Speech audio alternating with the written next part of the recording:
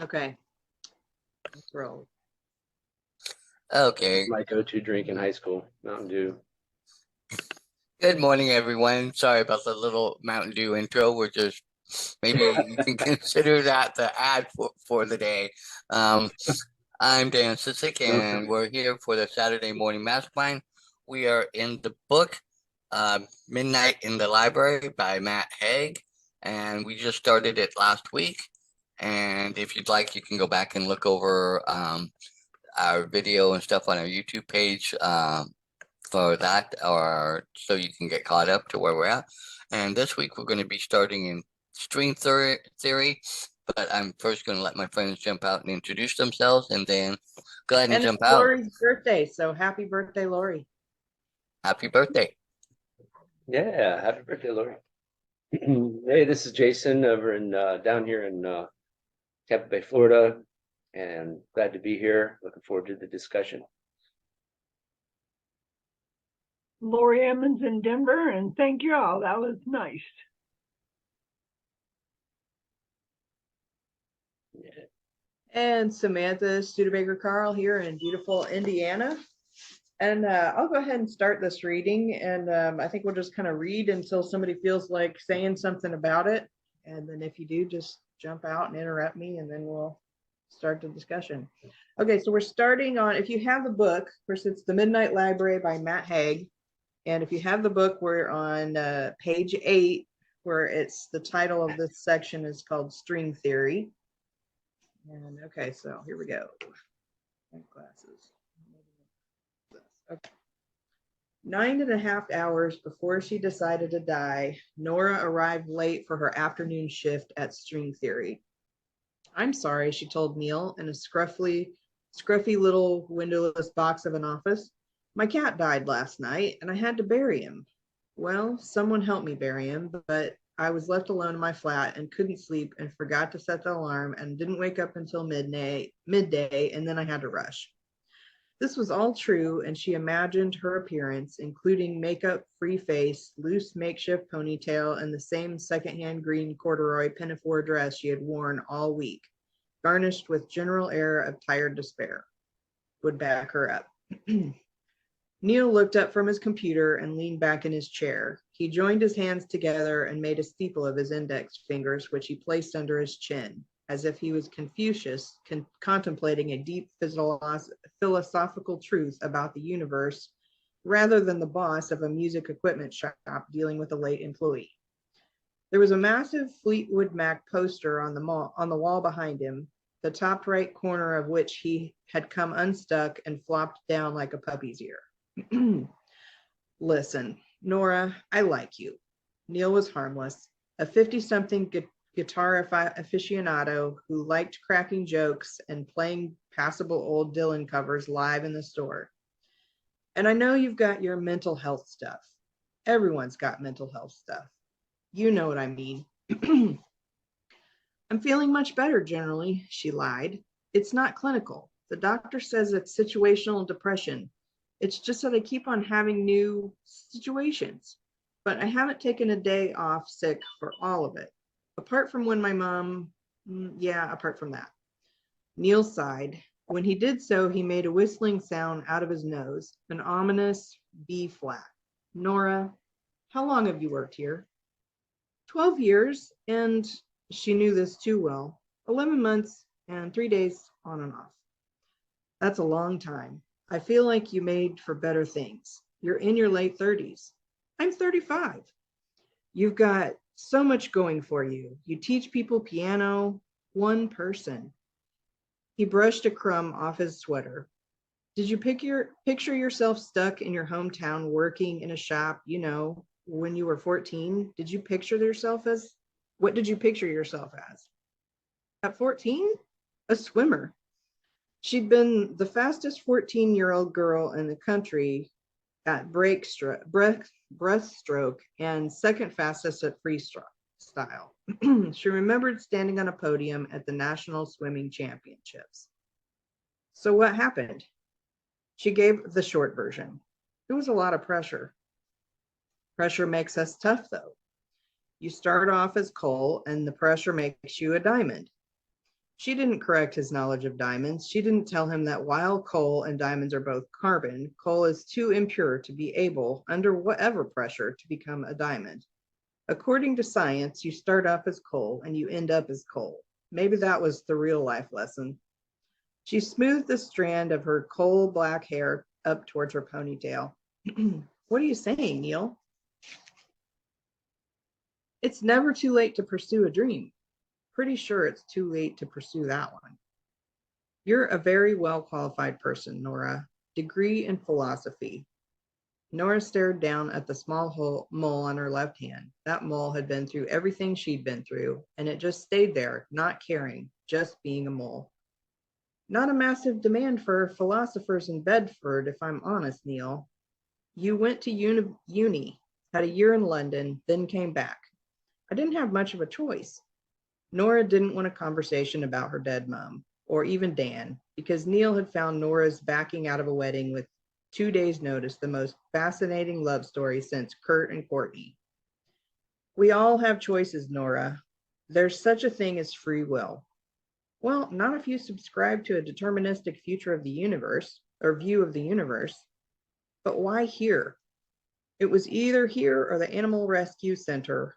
This paid better. Plus, music. You were in a band with your brother. I was, the Labyrinths. We weren't really going anywhere. Your brother tells a different story. This took Nora by surprise. Joe? How do you? He bought an amp, Marshall DSL 40. When? Friday. He was in Bedford? Unless it was a hologram like Tupac. He was probably visiting Ravi, Nora thought. Ravi was her brother's best friend. While Joe had given up the guitar and moved to London for a crap IT job he hated, Ravi had stuck in Bedford. He played in a covers band now called Slaughterhouse 4, doing pub gigs around town. Right, that's interesting. Nora was pretty certain her brother knew Friday was her day off. The fact prodded her from inside. I'm happy here, except you aren't. He was right. A soul sickness festered within her. Her mind was throwing itself up. She widened her smile. I mean, I'm happy with a job. Happy as in, satisfied. Neil, I need this job. You're a good person. You worry about the world, the homeless, the environment. I need a job. But he was back in his Confucius pose. You need freedom. I don't want freedom. This isn't a nonprofit organization, though I have to say it's rapidly becoming one. Look, Neil, is this about what I said the other week about you needing to modernize things? I got some ideas about how to get younger people. No, he said defensively, this place used to be, this place used to just be guitars. String theory, get it? I diversified, made this work. It's just that when times are tough, I can't pay for you to, excuse me, guys. It's just that when times are tough, I can't pay for you to put customers off with your face looking like a wet weekend. What? I'm afraid, Nora. He paused for a moment, about the time it takes to lift the axe into the air. I'm going to have to let you go. Any thoughts on that, guys? Yeah, I think you want a break, so I'll jump out and My reading is not. and save you, because actually there's a lot in this. I think, I love the analogy there towards the end of how we started the guitar thing and string theory. That was great. How we tied that together to make you wonder where this was all going with the title, but. This, I think, could be a good example of all of us at times in our lives. We've all, when we were younger, we had dreams, we had thoughts, we had this. And, aside for, maybe a few of us here, we're trying to work on doing those things and doing things that we love and give us that fulfillment. But I think we've all been in those positions where we've been somewhere where we knew we really didn't want to be, but we did it because it gave us security. It was what was there, what was available. Kind of goes back to a little bit of what we were talking about before, recording, how sometimes we do things because we, at that moment in time, we have to, and how we handle that, I think, some people, I don't want to say are better equipped, they just turn off, I think, some things in order to get through and deal and just get to that point where in order to get through, they kind of turn off certain aspects of who they are. That's the best way I can say it. But yet it still shows in a lot of ways, and other people can see it and feel it. And just like him, he, I think he held on for as long as he could, trying to get her to figure things out, but knowing full well that her situation is part of her situation. Nobody else can help fix that for her until she decides that she's wants to start working through those things. And I think that's something we all deal with personally.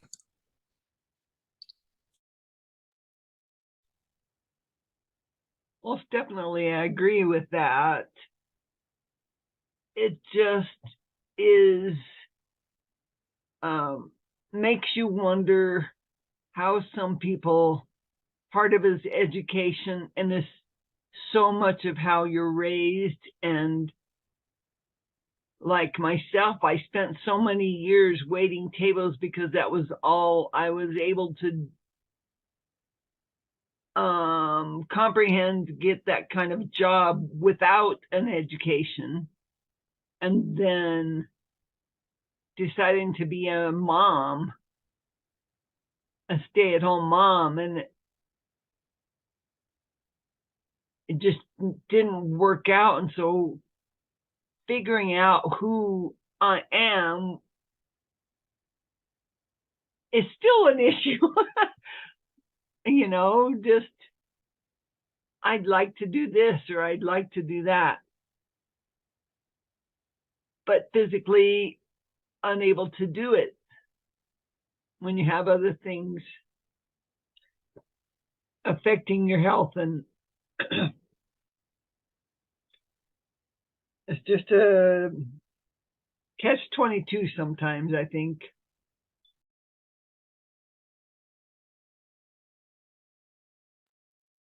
Yeah, I feel like that's where kind of Nora is stuck in this situation, and she's in that kind of catch-22. She doesn't know what she wants to do, and so she's just kind of going through the motions every day, doing this job that obviously, even though she's satisfied with the job, she's not positive about it because it's reflecting that. I mean, that's what her boss is kind of trying to tell her, is that, yeah, sure, you're here and you show up and you do the work, but you're a wet blanket, and you're bumming everybody out. So yeah, and that's got to be tough to hear something like that, so, especially if maybe she's in denial. And I kind of wonder if that's where she's at, is she's just kind of in denial of her effect on the world at this point, and or her effect on herself as well. So. Well, it makes me think, because in the book, it does not tell us what actually happened to bring her to the point where she is now. It seems like when she was the fastest swimmer in the one, type, and the second fastest in the other, and she's standing on the podium, but she makes a statement there that's a lot of pressure. I'm wondering if at some point, because of all that pressure, if she didn't have, for lack of a better way, maybe a mental breakdown because pressure got to her so much. So then the results of that are probably what lead to this situational depression, as she called it, because she says it's not clinical, situational. So it seems like if things get and then backing out of the marriage, 2 days before. Again, that makes me go back to that situational part. Oh, it's too much. It's too, and so she backs out. And so therefore another dream got dashed or killed or whatever because of pressures. And this is something I think we all do to ourselves. We put so much pressure on ourselves, but we perceive it coming from other areas because, oh, well, what will my parents think, or what will my friends think, or even what do I think of myself? And I'm not living up to what I thought. I think, we all have walked through that, dealt with that, and not to be mean or rude, I think we all deal with it in different ways and at different levels, and perceptions of others also weigh on that fact, because then we might think, oh, well, now they're looking at me like, oh, I'm a failure. That's when in actuality, no, but sometimes people aren't even thinking that at all because they're dealing with their own crap in their lives, dealing with their stuff, and and they may even look at you and think, oh, they got it together, and you're sitting going, what? And I think that this is kind of reflective in some ways of how us as individuals can be within our own lives, and how we might deal with things, and how we escape in a way to a place where we feel safe, going back to things we've learned from other books where, like in the last book or before that, we'll go back to that zone of excellence, where we're in the realm of what we're familiar with and what we're comfortable with and what makes us feel okay, rather than that zone of excellence. And in this case, maybe that's kind of looking at where she's at. Yeah, and I kind of wonder, I mean, if she's experiencing what she's calling as situational depression, if she is, she's got those thoughts going on in her head of being a failure because she didn't finish, she didn't pursue the swimming, or being a failure because she didn't pursue being married or whatever. I think we do have that tendency to, that when we don't finish something that we thought we wanted to do, is then we start getting down on ourselves for it, rather than just recognizing, okay, this is a thing that, yeah, I thought I wanted to do it, but this isn't for me. I'm not liking the heaviness of this pressure, or I'm not getting the enjoyment out of it that I got when I first started it. And now it's just become a chore versus being a positive thing. And and instead she's getting down on herself, rather than saying, okay, I stopped doing this because I wanted to do something different. I wanted to get more enjoyment out of some other thing, and then and started going that direction, which would be a completely different dynamic within herself, as if she had said, okay, no, this isn't for me, I want to do something different, and then started positively going in another direction. Then she would have a whole different experience than just being down on herself for the whole situation. Because I mean, I can completely understand the pressure. I mean, back when I was, I had multiple businesses and kids and all the different things going on, I'm like, I have had enough. the pressure, the stress, all of it. I'm like, it's not making me happy. What is the point of doing something if it's not making you happy? Right? I mean, we're not just, I mean, especially like for a swimmer. I mean, if you're not doing it because you're happy, what would the point of that? Just so that you can get a medal? I mean, or maybe get a medal, or just see if you can see how far you can go, just for the sake of seeing how far you're going. I mean, I don't know. I feel like with athletes, they really have to be focused on an internal desire to achieve that extreme athletic prowess. And if you're not, then I don't know. I can, I'm rambling now. No, I was gonna call on Jason and see if Jason had any thoughts. He hasn't said anything yet, so I was just gonna kind of put him on the spot and see if there was anything he wanted to add. If not, I have some thoughts.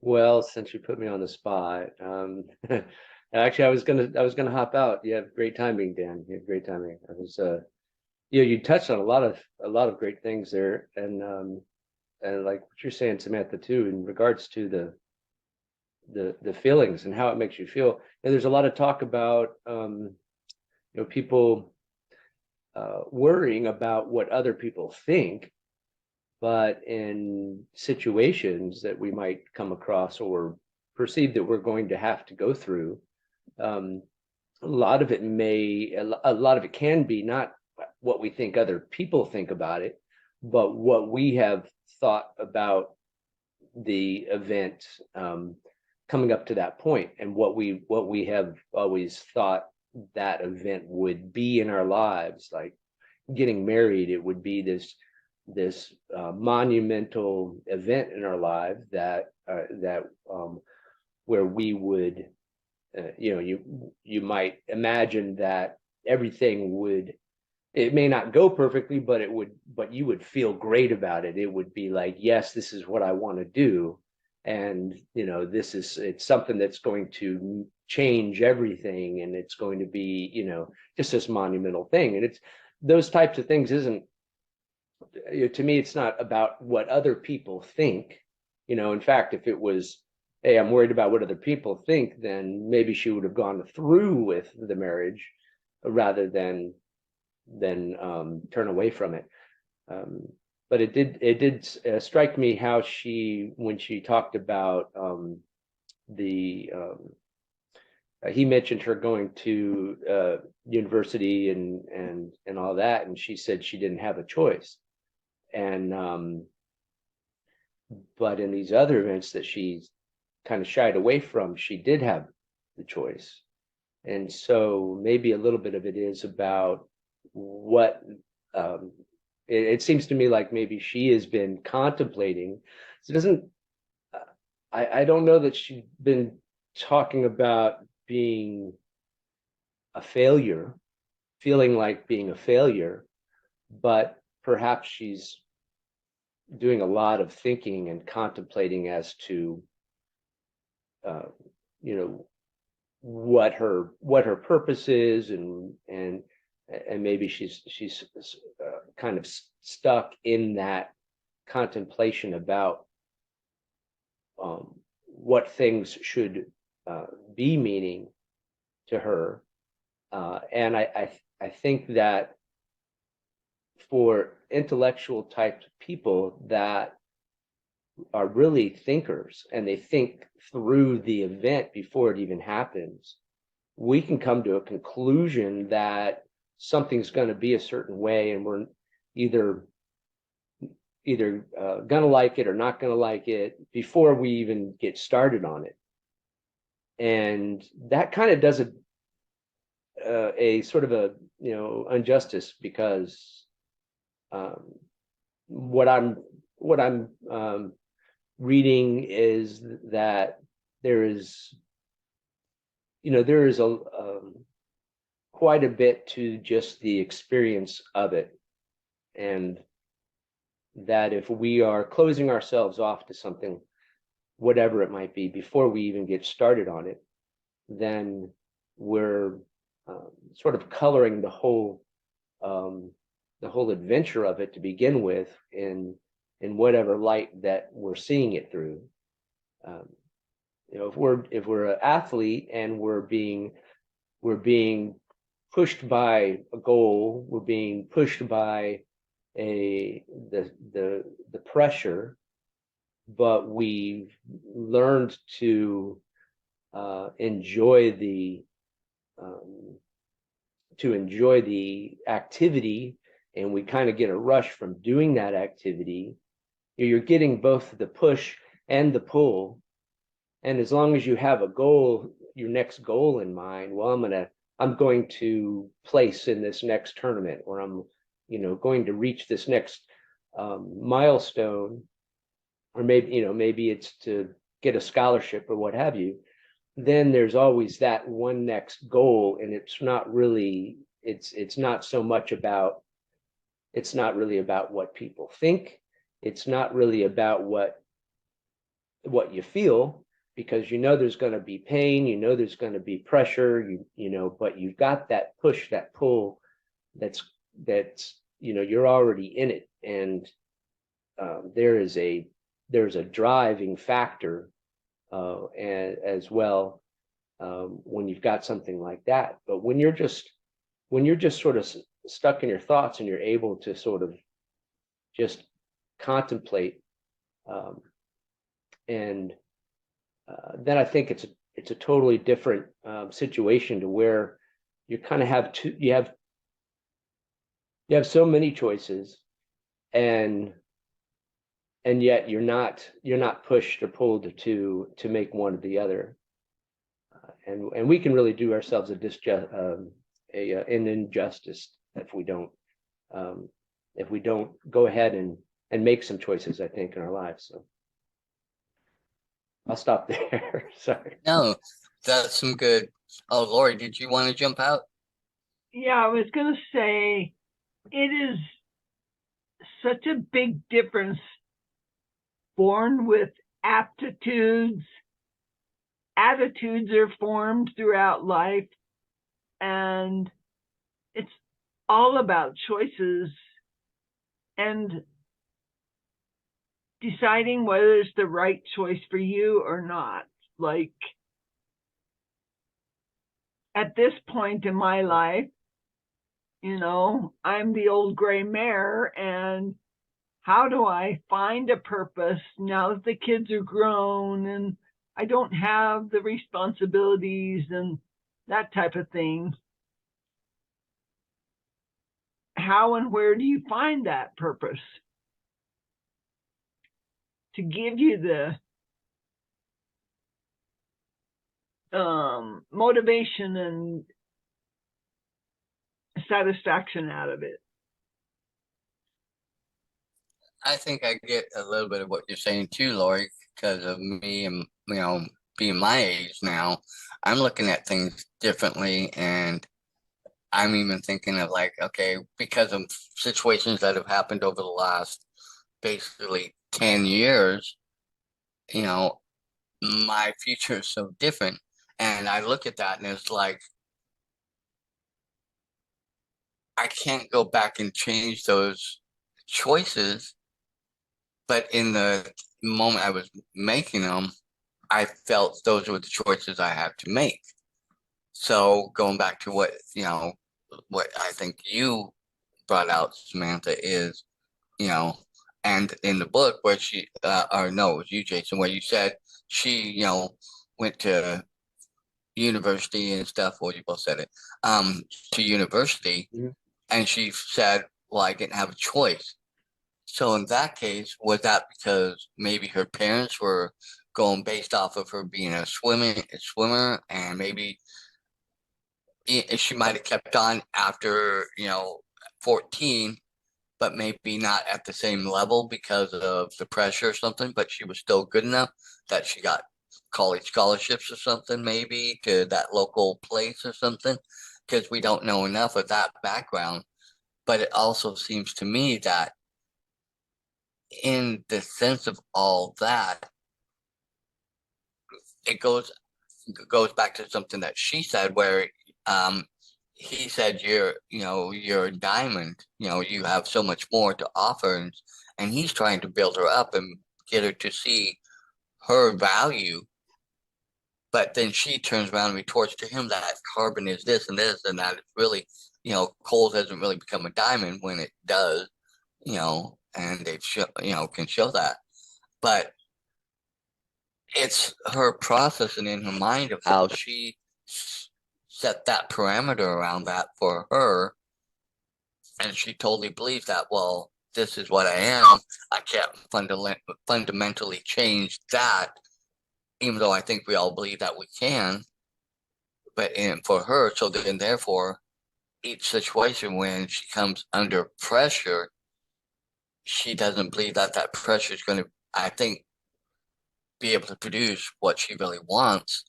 And so therefore I don't think she really tries.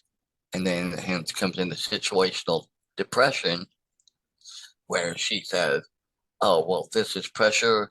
It's not going to really do much for me. It's not going to really change me or get me to where, so why should I try? And if I'm happy with just where I'm at, I think it goes back to, like you said, I think, Jason, that she's really not helping herself at all.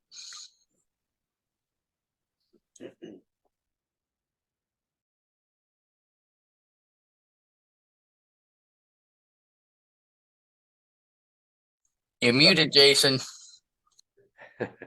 Sorry about that. I think if you get back to, doing things because you enjoy it or doing things because of how it makes you feel, then doing a mundane job that you're very comfortable with because you know it really well, and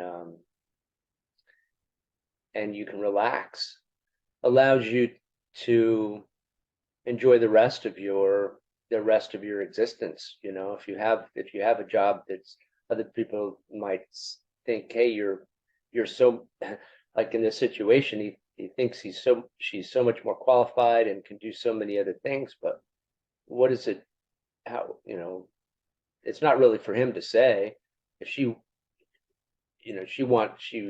if she's someone who wanted to have all the knowledge but doesn't want to do anything with it, and really just wants to have a better understanding of things, but doesn't necessarily want to have a bigger goal or purpose, but now like wants to kind of just relax and just have a relaxing job. I think that's fine, but the thing is, like, for this particular reading, wow, I actually thought it was kind of harsh for him to, he just got the news that her beloved cat has passed away, and she's obviously had a tough time, just buried the cat, and now he seems like he's firing her, and instead of kind of giving her notice, he's just straight up firing her. And instead of having told her, apparently he hasn't been happy with the way she's been presenting herself, instead of having told her about that earlier, he's just now springing that on as though that's part of the issue. And then he's hiding behind, well, I think you could do better things with your life. It seems a little disingenuous, and it seems pretty harsh to me that he would choose that moment instead of saying, hey, I'm sorry, hey, we're gonna need to talk. Why don't you go home, clean up, come back, and we'll and then give her notice so she can, make plans. Just seems like, he even mentions about how that she's been there for 12 months. I mean, after that much time, you could give somebody some notice that you're not doing so well in your business and that you might be needing to let them go. It just sounded pretty harsh as well. So we got a couple things going on there. I think that's all. Yeah, I agreed. Actually, she said it was 12 years, and it's probably my reading that made that confusing. Oh, is it 12 She's been years? there for 12 years. I agree. I think it's a little harsh for him to just all of a sudden spring that on her, and regardless of what her situation is. But yeah, I agree. He should have been telling her all along if he wasn't happy with her performance, rather than just all of a sudden, sucks for you, get the hell out. I mean, that's kind of hard. I get it. So I don't And know. I'm going to contradict both of you, both of you, because I honestly believe that if you're an employer, and Samantha, you should know being an employer, you usually tell your employees when they're lacking, when they're not presentable, when they're not, because of the guidelines you have. So I'm going to go off on the others because it doesn't say in here, and it doesn't go into depth that I'm going to assume that he probably has over 12 years. I would assume being and I've been a manager, I've been a boss, I've had to tell my employees that, oh, this is not acceptable. This is not within the guidelines of what the company has laid out. So I'm going to honestly believe that. I'm sure that he probably has. And the fact that she probably has come in wearing the same thing, and I'm sure he's gotten feedback from customers about her and how she has treated them and how she has been.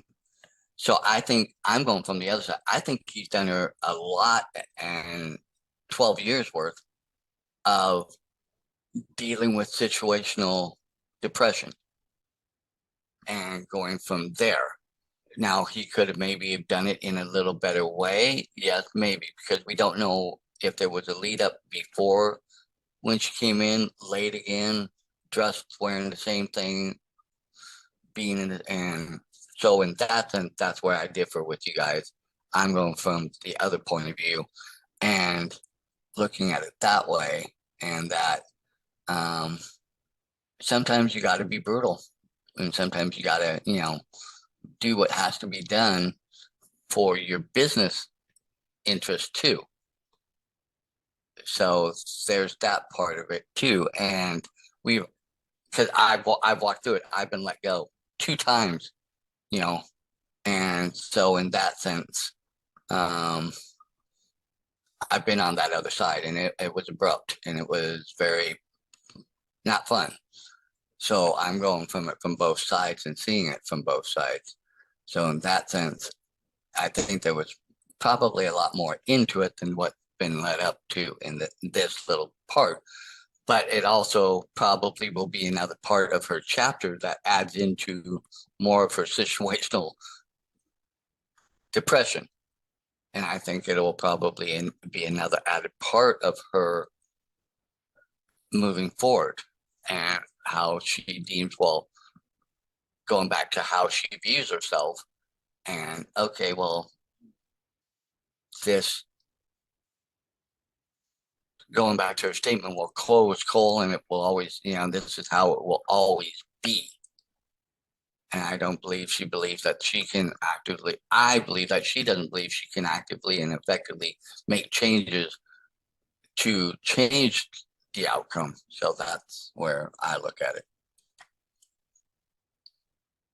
Well, and it's possible if we look at this from like the story perspective of, maybe the author wants us to kind of look at this in terms of, this is all from her perspective versus anyone else's perspective. And from her perspective, even if he has said something over the years, he may not have been clearly communicating, and she may still be seeing this as all of a sudden he's just telling her to get gone, And I mean, because it seems to me these like little tiny scenes that we're reading through, is it's all just like these snippets of what is going on in her life right now. And and one, she's lost her cat suddenly, and then and then the very earlier in the beginning, there's that scene with her when she's at the library with the librarian. The librarian gets the call, and something tragic has obviously happened, but we don't know exactly what yet for Nora's situation. And then it skips forward, and then her cat dies, and now all of a sudden she's getting fired, and and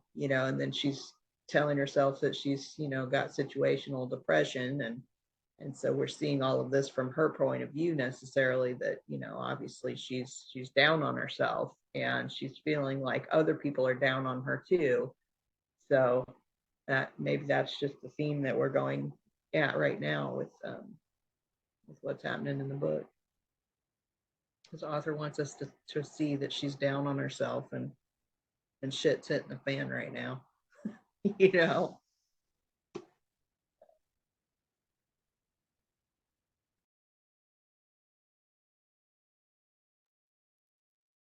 Yeah, I I still think that it's, yeah, I agree with you, Dan. Sometimes their decisions need to be made with business where, you got to let people go. But I think that it's pretty harsh to be letting someone go so abruptly when they've got such difficult news to deal with. But I can also see that, with certain people, it can almost seem like there's always some drama going on, and it may have felt like to him that, oh, there's never going to be a good time to spring that on her. But there are different ways to do that. There are different management styles, and if that had been something on his mind, he could have figured something out to even address that rather than hide behind, oh, well, you could do so many other great things. You could say, well, hey, it looks like I'm going to be needing to cut back here in a couple of weeks, or so be ready. And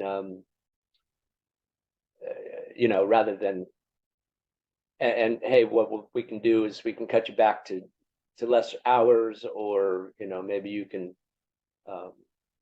work for a little bit less pay until you find another job or something like that. But I mean, there could be, it sounds like a small shop that he has full control over, and he can do whatever he wants to do. So that's just his decision, that he wants to be abrupt and harsh about when he does it, and not really, and then hide behind, oh, it's she's got better things that she could do with herself when she's coming in all disheveled.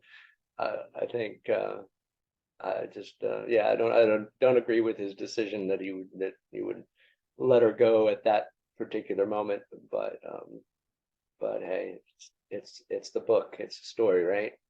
So we'll see where she goes with it. And again, like you're saying, Samantha, it could just be her interpretation of, and she may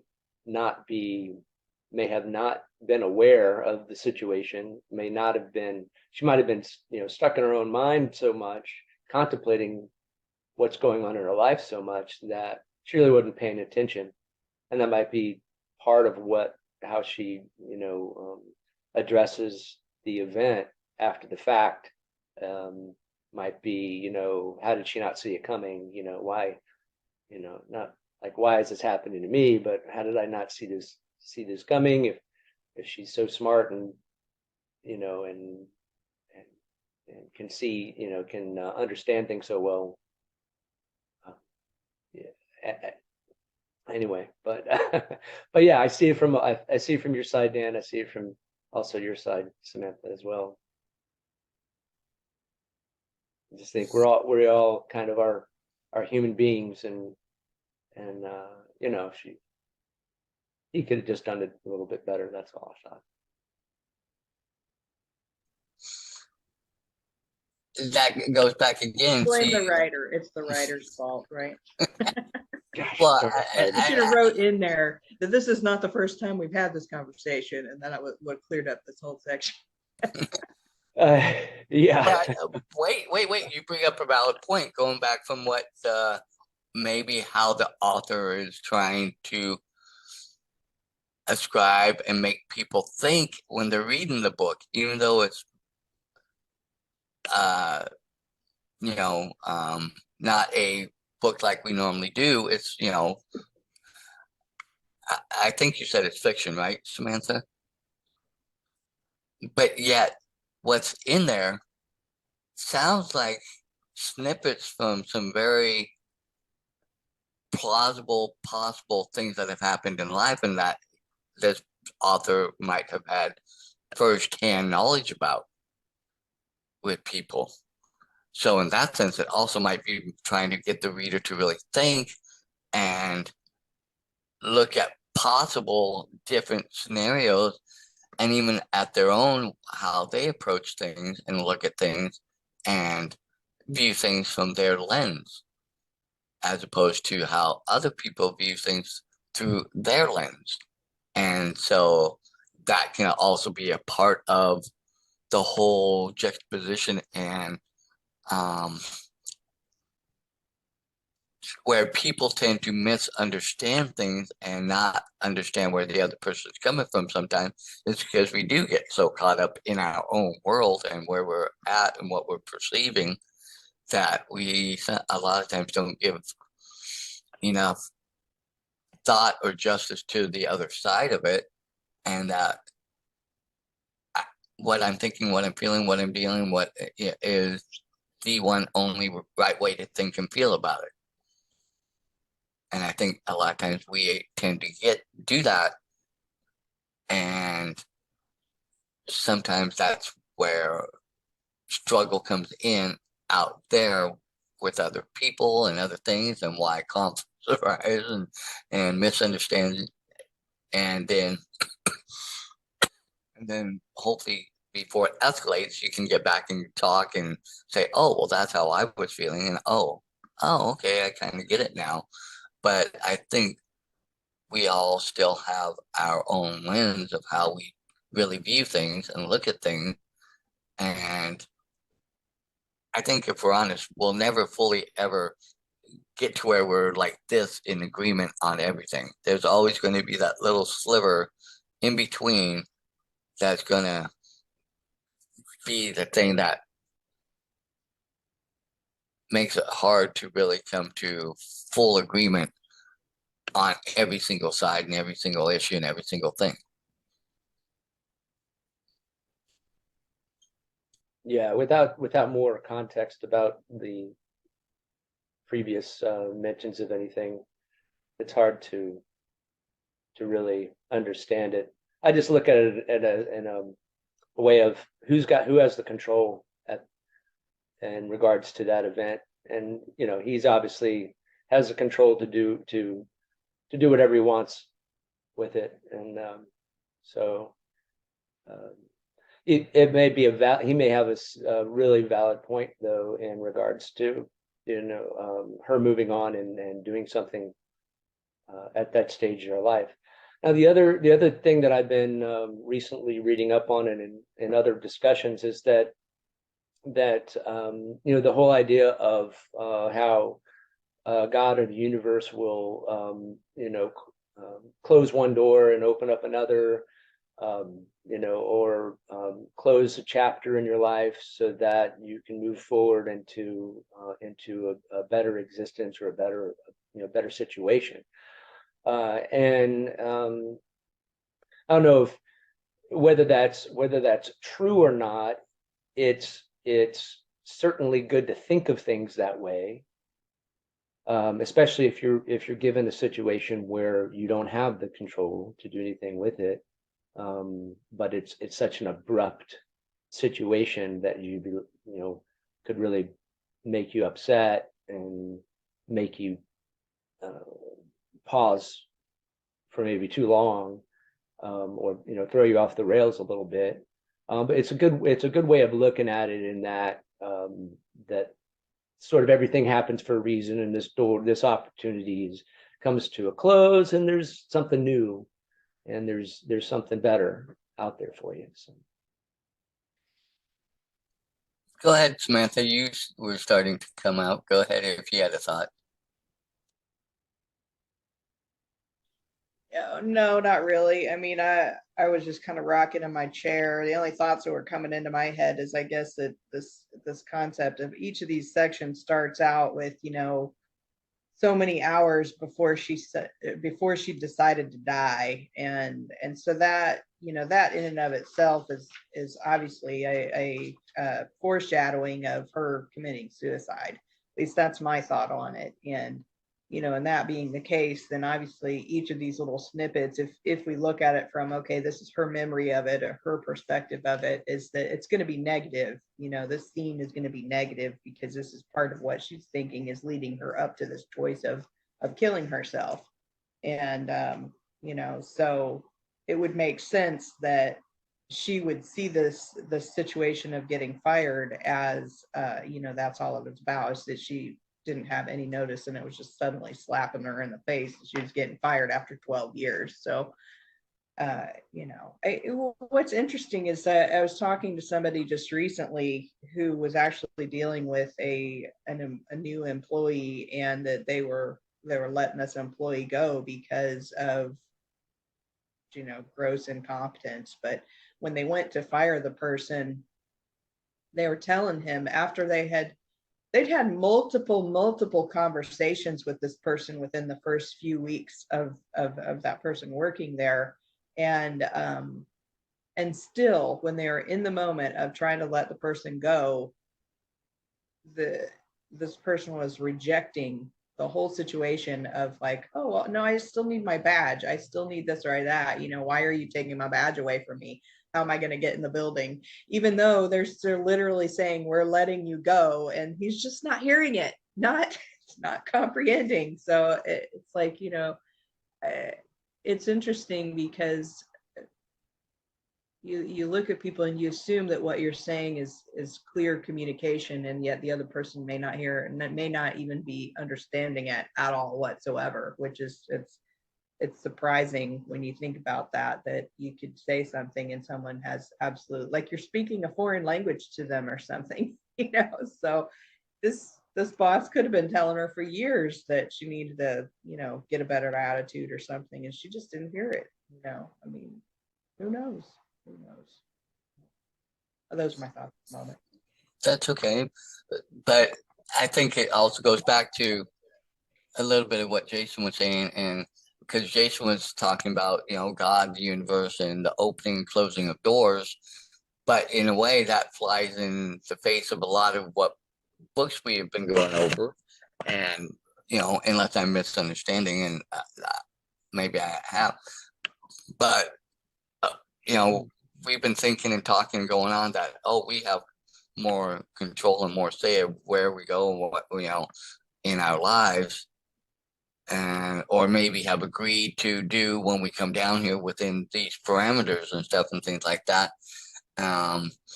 Which for me, I do believe in God, and that God, allows me to make choices and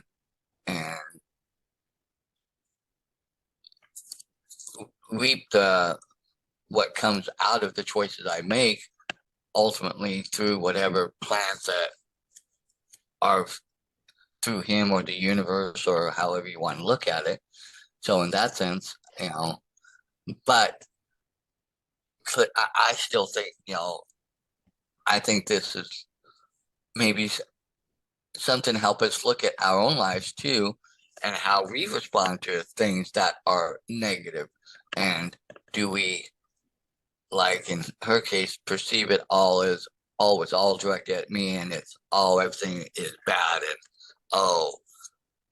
this situational depression, it just makes me, go down this rabbit hole, so to speak, of, well, no matter what I do, I'm going to get dumped on, and I think, I'll be honest, because that's something I've been dealing with a little bit lately, because of my accident last year. And it seems like my financial stuff, instead of working towards getting better, I keep, and some of it I knew about, and some of it I kind of did not want to think about, because I knew that it was going to add into my, but then now it's being forced in my face. And it's like, oh no, how am I going to handle this now? What am I going to do? And it has caused a very negative sense in me.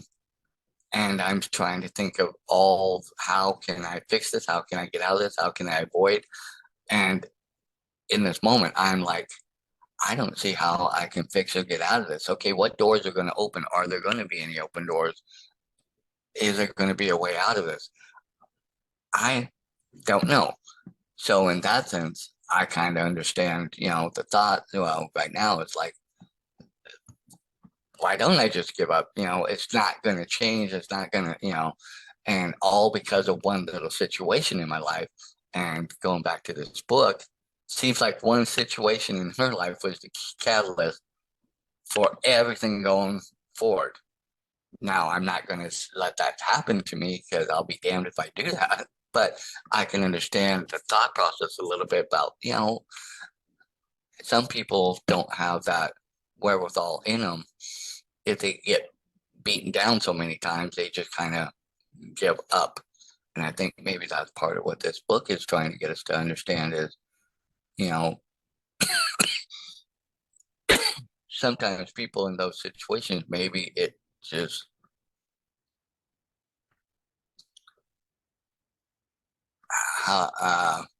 magnifies it so many millions times more in their mind that why should they try? And they ultimately give up. And maybe that's what this book is leading up to.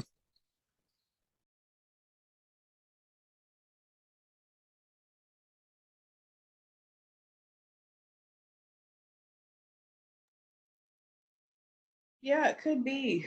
I mean, I know that, in my life, I've had a lot of different things happen over the years that, I could have just given up or, I mean, there's some stressful times in my life where we did make some big changes, and some of it was choices, and some of it was, it didn't feel like it was choices that we had, but obviously our choices led us to that situation, like when our business failed, years ago. If I'd have made different choices, maybe it wouldn't have failed. But when you're in the midst of it, it's hard to see what your options are, because you're so focused on what's going on right here in this moment and how frustrating or irritating or confusing or not, I mean, there's all the different variables that are happening, and for whatever weird reason, we just can't see the big picture. And I don't know why that is. Like, I can look back at our situation 15 years ago and go, well, we could have done this, we could have done that, we could have, I could tick off all these things, but I couldn't see them at the time, and that is so aggravating because, like, I mean, even in our situation right now, it's like things are not going how I had anticipated them going, earlier this year.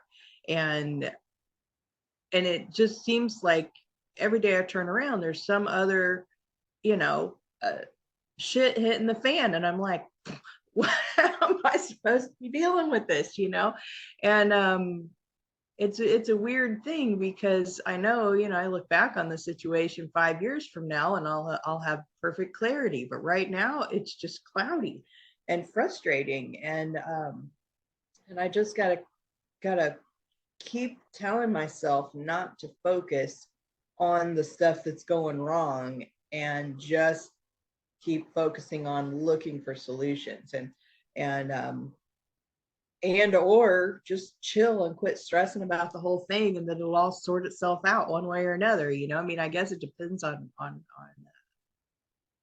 what life philosophy I'm going to buy into. Am I going to buy into this idea of the universe has my back and everything's gonna be great and wonderful, and I don't have to stress about it. I can just trust that I will make the right decision at the right time, which is typically that's my thought process over the years, is that whatever happens is all good. It's all good. It may not be what I expect, it may not be in the direction I was hoping for, but I have learned from it. I have had experiences out of it. I have some's been good, some's been bad, but that's life anyway. So, why am I stressed, right? It's all going to work itself out one way or another. Or I can look at it from this idea of, I came here from, some other alternate dimension, whether that was just the other spiritual realm or whatever, and I'm here and I bought into all this. This is exactly what I wanted, and I just need to embrace this shit and make the best of it. I don't know. Or, we can all kind of look at things from different perspectives. Or I can sit here and just wallow in self-pity and be we and keep focusing on that until it all falls apart more and more and more. I don't know. Whatever. I'm always the extremist, though, in these conversations. So Jason, rein me in, bring me back down to earth here. You make complete sense to me. I mean, that's all very, very good points, very strong, experiential, information there. So no argument with any of that. I'll just throw out, Sure. how about cloudy with meatballs? Yeah, I said that in the It's raining chat. food right now, and I'm just trying to dodge the balls falling out of the sky, the spaghetti falling on me. Yeah. But But I could sit here and go, I'm struggling with this, and this. Dan, you're struggling with what you're going through. Jason, you've got your struggles. Laura, we all have our struggles, even though we're in completely different life situations. We're all going through these struggles. And what's interesting to me is I suppose we could flip our perspective and quit focusing on the struggle things and just look at the things that are going positive, and what would our lives look like if we did that? And what if we come back here next week and we're like, okay, so this past week, instead of telling our woes, is we tell about our positives, and how does that look? that's a great thought, though. That's a great way, because I think that's the one thing people in general, and I think we inherently do, is we focus so much on what's so bad and what's so negative, and why, rather than, okay, well, I'm still alive today. I still woke up in my own bed. I still, can do this. I can still do that. I can still go do, I've got friends, I've got people that care about me, love me, and want to see me shine, and want to see me rock it out there, and I have my best interest at heart. Maybe sometimes we need to hear those things from other people too, that, hey, oh, you're good at this, or you're good at that, or you're good at that, because a lot of times we hear from everybody, oh, well, you should have done this, or why didn't you do that, or that's not what you should have done, and we then take that negatively and internalize it, and instead of saying something that to help point out good and the positives in it, I think we tend to, and I hate to say it, it goes back from when we were kids and hearing our parents and grandparents, and even though they meant it with love and in the best way, a lot of times, oh, you shouldn't have done that, or no, that wasn't, or no, this, rather than, well, okay, you did this, but you didn't do this, maybe, so, I think that all goes back to some of what's out there in the world that's put into us, rather that we hold on to, rather than let go and hold on to the other aspects of things. I think Lori hit it on the head earlier, when she mentioned about about having a purpose, and I think that's one thing that can certainly help get us through, those types of events, and help us kind of float over those types of events, and keep moving forward if we have a major definite purpose already in mind, and I also agree with her in regards to, how do you figure that out? How do you figure out what your purpose is? Good question. I hope you'd come back to me with an answer for that. If we're supposed to bring the positive next week, I would have to be like, it's SSDD around here. I am still looking for the purpose, but I'm learning and growing, expanding, like they say, everything in the universe is expanding. And I feel like I'm in this pistachio shell that will not crack open. Who knows? Craziness. Oh, so you're not Stretch Armstrong being stretched to all ends of the universe? No, things are out of reach. I go, go, gadget, arm. Get that for me.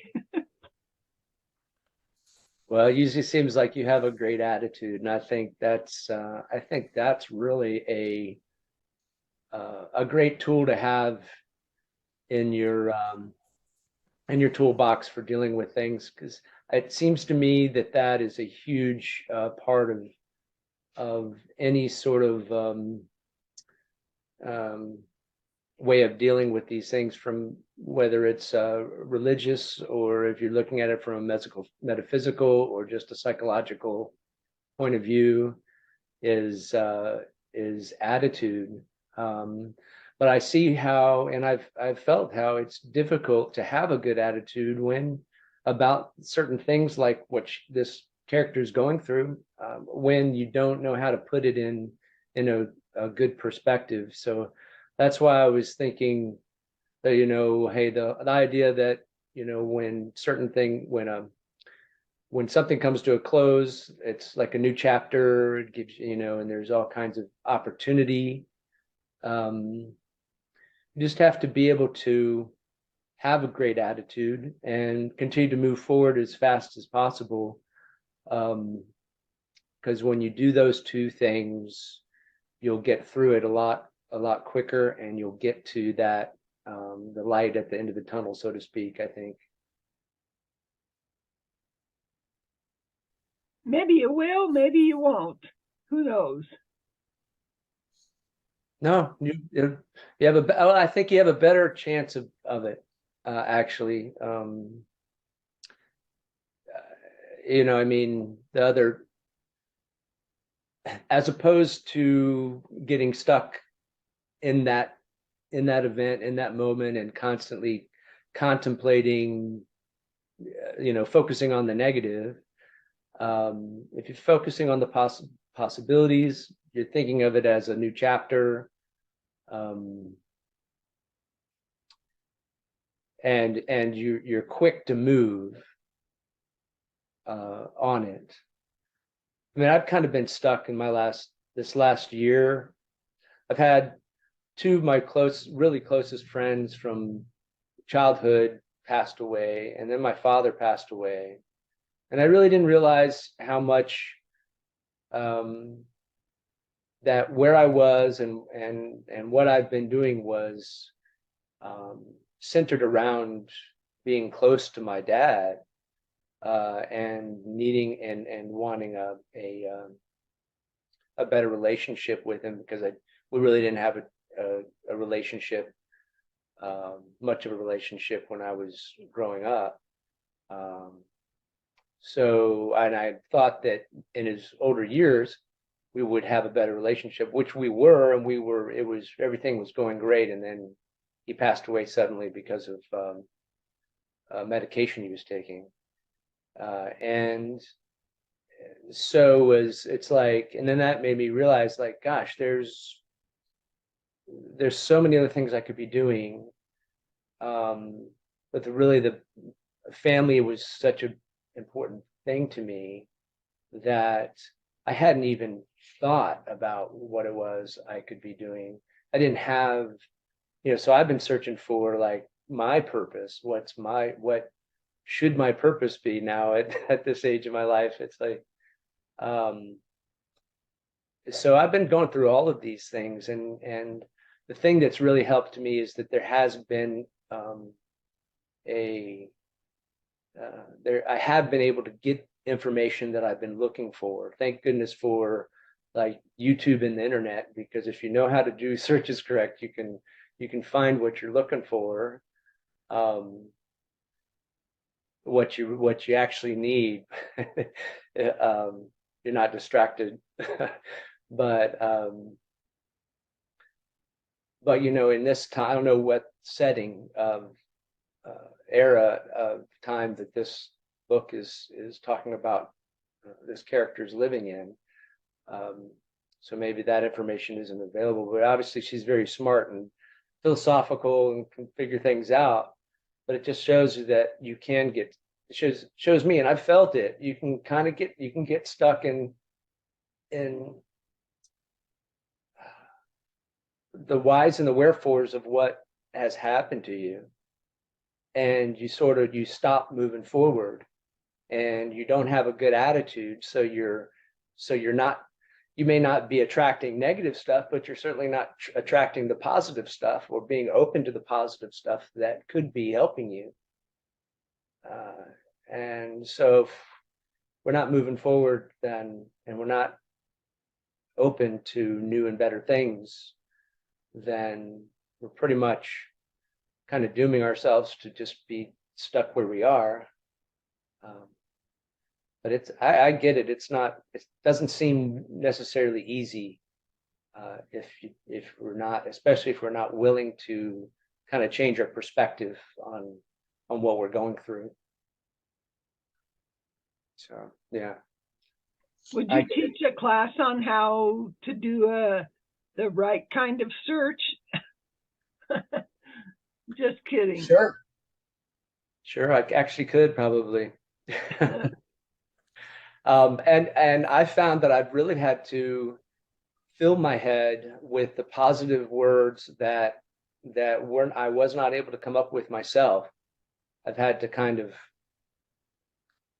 consistently put it into my brain every night, so that I'm hearing the right words rather than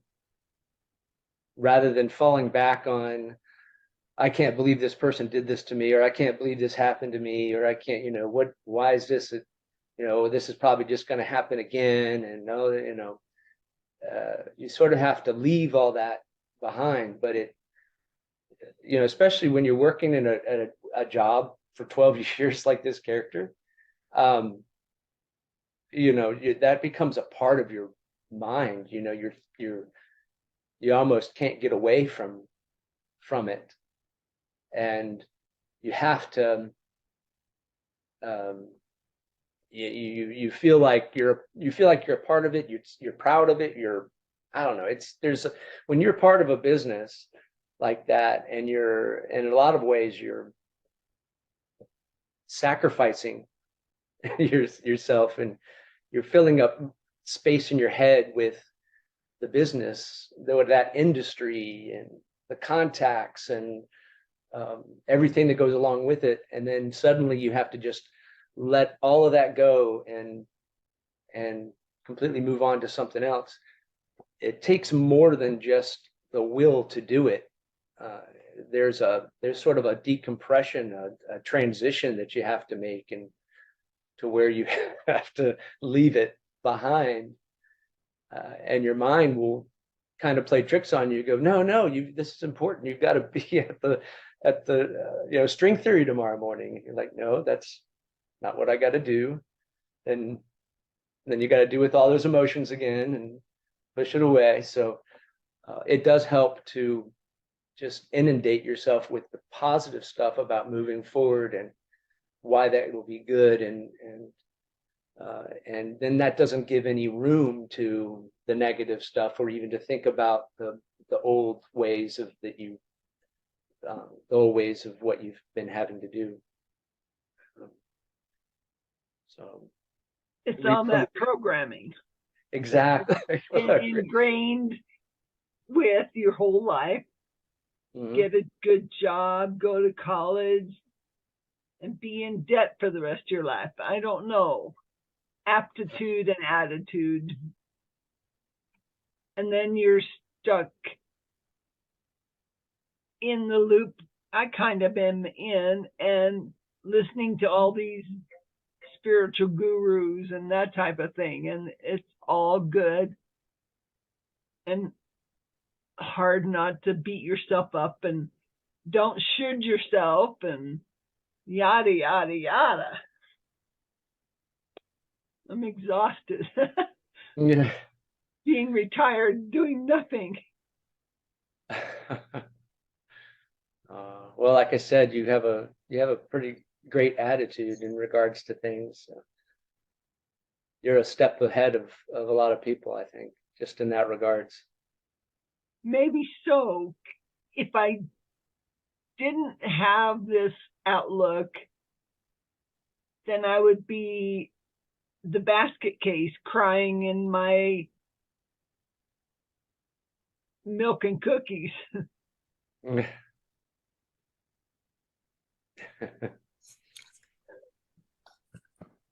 I'm going to jump in here, and we're about, it's been over an hour, I'm assuming, because I didn't look at the clock when we first started with the recording, but we only got through one snippet of, this next part of the book, and it unpacked a lot, but I